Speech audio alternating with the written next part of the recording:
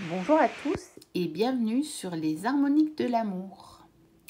Dans cette vidéo, je vais vous présenter le tarot de Claude Monet, ou plutôt un tarot qui a été réalisé avec des peintures de Claude Monet, puisque ce n'est pas Claude Monet en lui-même qui a fait les peintures dans le but d'en faire un tarot.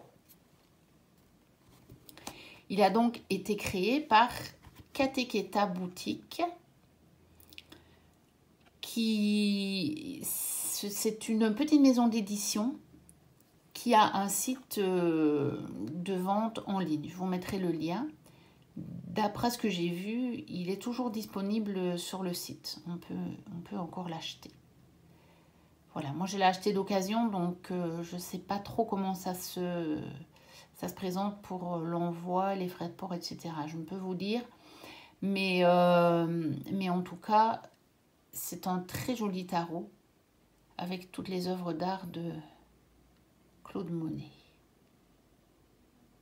Voilà, ne serait-ce que la carte de présentation est magnifique, je trouve. Voilà Claude Monet. Et on a des mots-clés sur les cartes, en anglais bien entendu, mais il y a des mots-clés sur les cartes, ce qui peut aider à l'interprétation, ou alors on l'utilise vraiment à l'intuitif, comme un oracle, parce que très franchement, moi je n'y retrouve pas les significations traditionnelles du tarot. Mais déjà, c'est un très bel objet d'art, et en plus de ça, je pense que à l'intuitif, on peut très bien l'utiliser ou avec les mots-clés.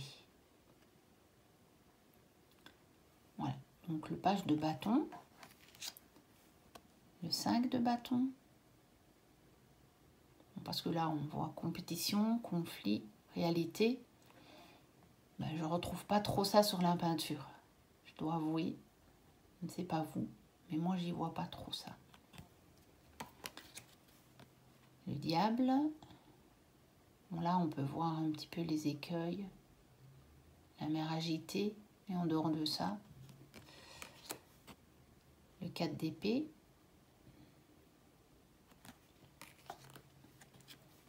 Le 6 de coupe. Magnifique carte.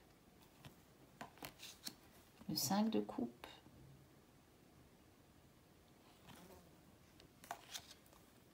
La reine de coupe. Le 10 de coupe. Le 6 de bâton. Bon, dans celle-là, par contre, je ne retrouve pas vraiment la notion pour moi du 6 de bâton. Après, ça dépend des cartes. Dans les cartes précédentes, c'est vrai qu'on peut y voir à peu près la signification. À celle-ci, j'ai plus de mal, mais bon, c'est peut-être moi aussi. Je ne sais pas. Le 9 de bâton.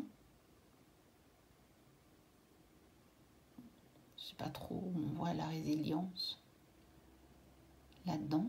Mais n'empêche que la carte est magnifique. Le 4 de coupe.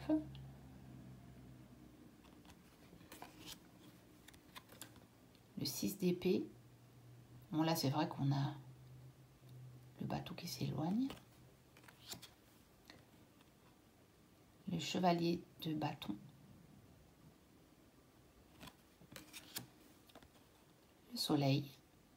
On a un très beau coucher de soleil, bien sûr. Là, il n'y a pas de souci. Le chariot. On a une idée de mouvement, c'est vrai. Le 10 de pentacle. C'est très joli. C'est la peinture de la carte de présentation. Très beau. Le page de coupe.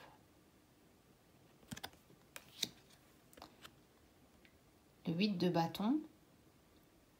J'ai quand même du mal aussi à y voir la notion de rapidité. Mais bon, on a une belle notion par contre de lumière là, qui peut peut-être être utilisée. la mort. Donc ça, j'aime beaucoup.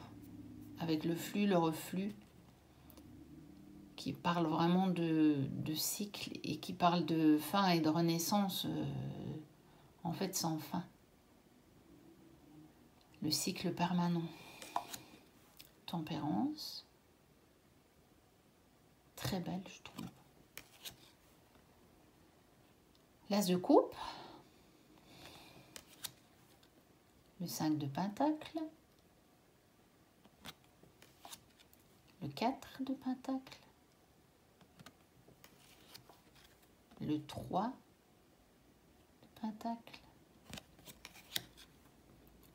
La lune. Le 2 de bâton.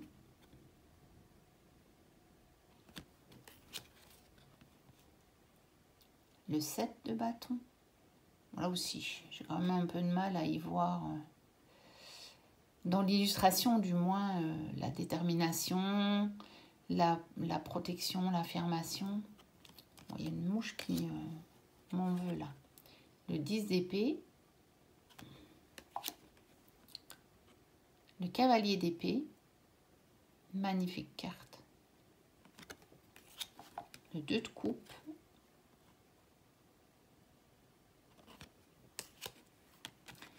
La grande prêtresse. J'adore cette carte.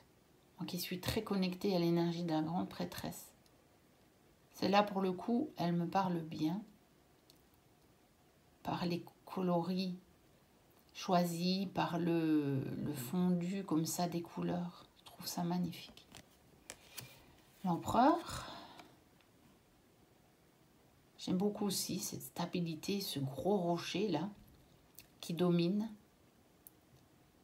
Très beau. Le hiérophant, avec une cathédrale. Donc ça, on fait bien le lien. Les amoureux.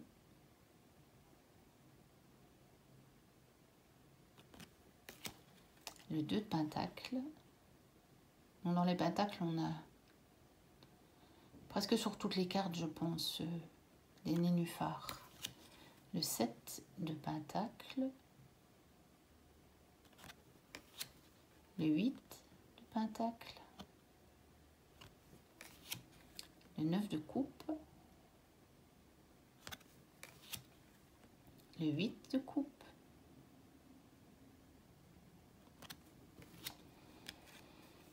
Le roi de coupe. Magnifique. Le roi de pentacle. Magnifique aussi. Le magicien. Celle-là, j'avoue que je ne vois pas trop le rapport, mais bon, c'est vrai qu'il y a cette notion très flamboyante de feu, d'utilisation de l'énergie, mais en dehors de ça, je n'y retrouve pas trop l'archétype vraiment classique du magicien. La justice, donc qui est en 8, comme dans un tarot de Marseille par contre. L'ermite, très belle. Et donc la force 11, bien entendu. Bon, la mouche m'en veut vraiment. Elle veut participer à la présentation. Le page d'épée. Il y en a qui ont leur chat qui vient dans le champ de la caméra. Moi, j'ai une mouche. Bon, mon chien, il ne monte pas sur la table, heureusement. Le 6 de pentacle. Le fou. Le roi d'épée. La reine d'épée. L'as de pentacle. Le 7 d'épée. Le 8 d'épée. Le 9 d'épée. Bon, c'est nettement moins violent que celle du Rider-Waite classique. On peut le dire. La reine de pentacle. Le 4 de bâton. C'est là par contre une représentation qui se rapproche quand même très fort de la représentation traditionnelle. Le 3 de bâton. Le jugement.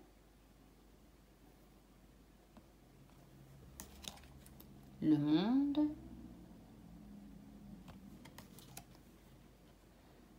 Le cavalier de bâton. Le 2 d'épée. L'impératrice. L'as de bâton. Le cavalier de coupe. Très estival. Le 3 d'épée.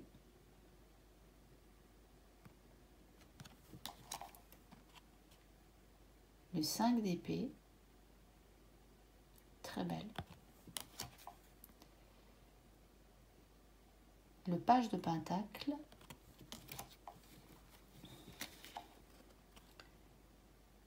Le cavalier de pentacle. Le 3 de coupe. Le 7 de coupe. Le 10 de bâton.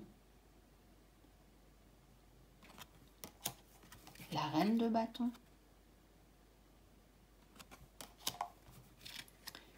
L'étoile. La tour. Le pendu.